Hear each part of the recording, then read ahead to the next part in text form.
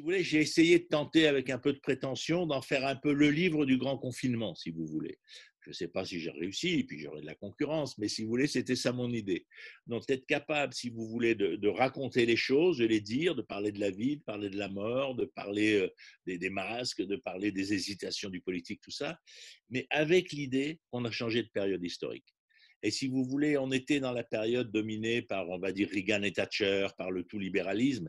Et puis, on s'est tous rendu compte que le marché, c'est génial.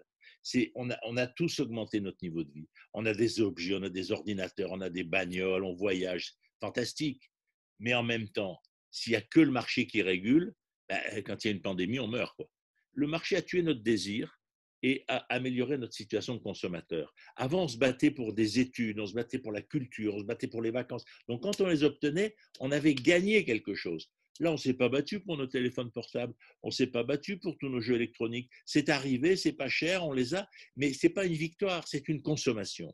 Et donc là, on est dans une nouvelle période où le politique va reprendre la main. Et la question, faut qu'il nous ait posée, elle est extrêmement simple.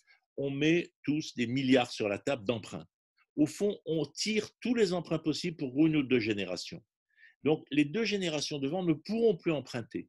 Donc, la question, elle est, est-ce que cet argent, il va être de l'investissement dans la transition écologique ou est-ce qu'il va être simplement de l'argent perdu? Mais je pense, si vous voulez, qu'on a tous compris que c'était le dernier emprunt après le réchauffement climatique, même des gens qui n'étaient pas du tout des écolos.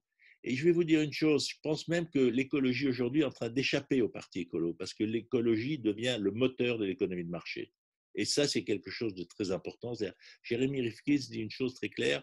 Il dit le jour où 17% de l'énergie est produite par du renouvelable, l'ensemble des fonds de pension américains se déplacent parce que pour le long terme, c'est un meilleur investissement que le pétrole. C'est-à-dire que l'économie n'est pas toujours frontale. Il y a des transformations. Et là, on est devant une de ces immenses transformations. Et honnêtement, on ne devrait pas avoir intérêt à la rater parce qu'on n'aura pas une deuxième chance.